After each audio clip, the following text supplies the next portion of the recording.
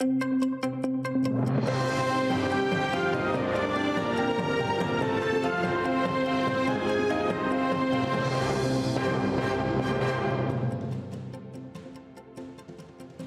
година, час новин на АТР. Ви дивитеся «Заман». 1 грудня, 1373-й день анексії Криму. У студії Ескандер Меметов. Адвокати українця Володимира Балуха знову намагаються змінити йому запобіжний захід з тримання під вартою на домашній арешт. На сьогодні призначене засідання підконтрольного Кремлю Роздольницького районного суду Криму. ФСБ затримала Балуха рівно рік тому, і відтоді він сидить у СІЗО. Силовики нібито знайшли в його будинку 90 патронів і кілька тротилових шашок. Після анексії Криму Росією кримський фермер Володимир Балух розмістив на стіні свого будинку табличку «Вулиця Героїв Небесної Сотні» та вивісив прапор України на подвір'ї у Роздольницькому районі Криму. Водія Кашка вбита окупантами Криму. Плакат з таким написом побачила Москва. Учасники російської ініціативи «Стратегія-30» провели черговий день політзека. На вулиці Москви вони вийшли на одиночні пікети на підтримку українських і, зокрема, кримських бранців Кремля. Активісти тримали в руках плакати із іменами політв'язнів, яким за свободу слова і совісті російська влада шиє тероризм та екстремізм. Татарскому народу и выражаем уверенность, что преступники, повинные в таких вот злодеяниях, они будут наказаны. В том числе сработают и персональные санкции, которые коснутся самых высоких кремлевских руководителей, включая Путина. Я сегодня здесь нахожусь с одиночным пикетом. Мы требуем свободы и выражаем свое несогласие с репрессиями властей. Главные террористы – это те, кто развязал войну в Украине. Это начиная от Путина до всяких Стрелковых, Плотницких и так далее. Вот они главные экстремисты и террористы. На Херсонщині відбулися заходи, присвячені 100-й річниці Курултаю кримсько-татарського народу. Організаторами виступили члени регіонального меджлісу, Генічеської райдержадміністрації і представництво президента України в Автономній Республіці Крим. Нині Україна складає такі у нас сьогодні події, але ми разом переможемо. Але ми є народ і ми є нація. Крім цього, на стіні Генічеської мешеті встановили пам'ятну дошку, присвячену річниці Курултаю, та прочитали молебень. ألف لام ميم ذلك الكتاب لا ريب فيه هدى للمتقين الذين يؤمنون بالغيب ويقيمون الصلاة. Сьогодні з присутністю влади ми доводимо той факт, що в повному обсязі підтримка від держави існує кримсько-татарському народу. Саме про це мріяв Наман Чевлі-Більшихан.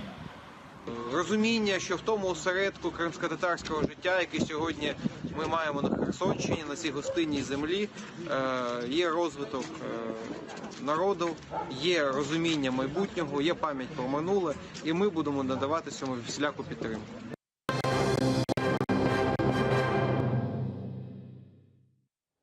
Скандал навколо НАБУ нагадує латиноамериканський карнавал. Так, президент Петро Порошенко прокоментував конфлікт, що виник між НАБУ, ГПУ та СБУ. Йдеться про нещодавню спецоперацію з виявлення корупції у Державній міграційній службі. За словами глави держави, цей конфлікт вийшов далеко за межі розумної конкуренції.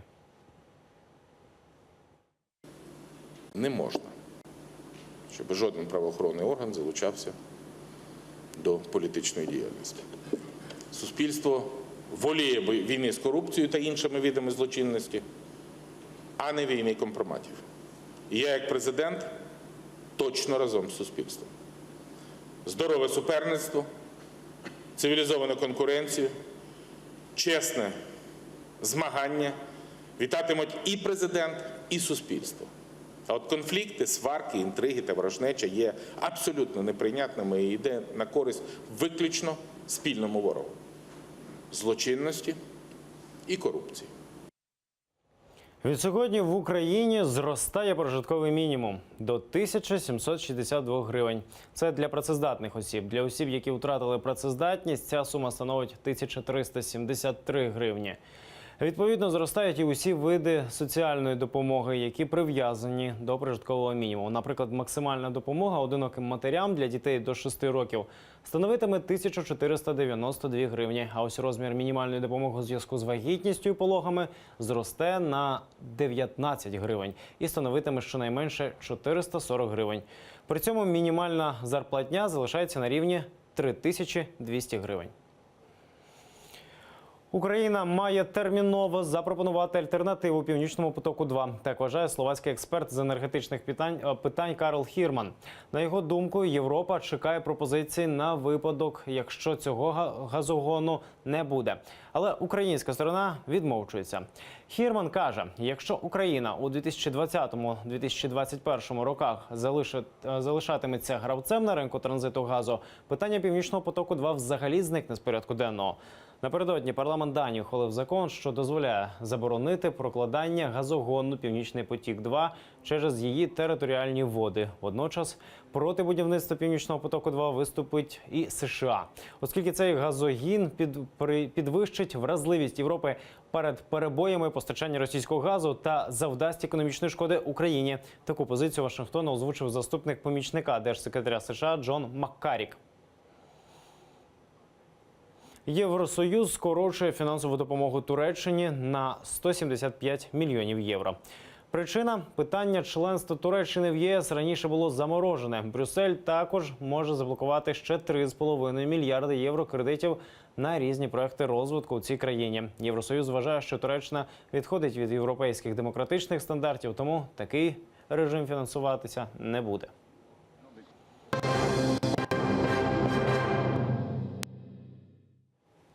Поліція обшукала будинок підривника Нікопольського суду, а також в автомобілі, в якому він приїхав на засідання. У лікарні перебувають ще 6 постраждалих внаслідок вибуху, 3 з них у тяжкому стані. Напередодні чоловік на ім'я Руслан Тапаєв кинув у залі суду гранату у бік клітки з 3 підсудними, вбивши одного з них, а потім другою гранатою підірвав себе. Тапаєв виступив у суді в якості потерпілого, слухали справу про навмисне вбивство його сина Різвана.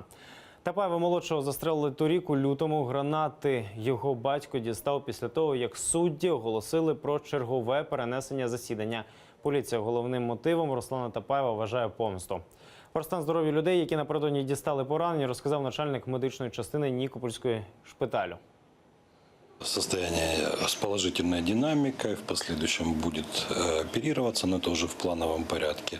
6 пациентов в легкой и средней степени тяжести. Я думаю, сегодня 2 выпишем. ВІЛ невидимий. Акція з такою назвою відбулася у Києві. Гасло акції «Пройди тест, врятуй життя». Сьогодні весь світ відзначає День боротьби зі СНІДом. На акції усім бажаючим пропонували безкоштовно пройти тест на ВІЛ. А всеукраїнська мережа людей, що живуть з ВІЛ-СНІД, презентували мобільний додаток «HIV-тест».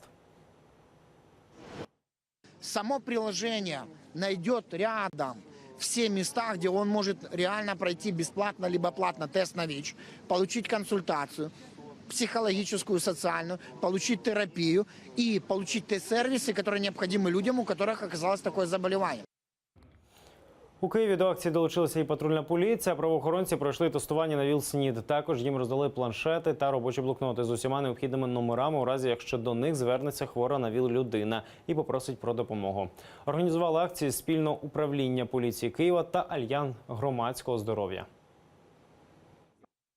Патрульна поліція щоденно стоїть на цьому передньому краєчку, стикаючись щоденно з багатьма людьми, в тому числі ВІЛ-інфікованими, в тому числі наркозалежними. Для нас важливо, що поліція, як обличчя громади, так, щоб вони адекватно розуміли, що таке ВІЛ. Я, чесно кажучи, відчуваю себе зараз здоровою, захищеною захищеною, тому що я вже дізналась про результати аналізів. Нам розповіли лікарі, через які шляхи передається ця хвороба, як себе вберегти від цього, тобто які заходи відразу приймати. Тому для мене ця інформація є дуже важливою. Наразі це всі новини. Дивіться наступний випуск «Заман кримськотатарської» з Мавлі Мухтаровою менш ніж за годину та дізнавайтеся більше. Будьте з нами.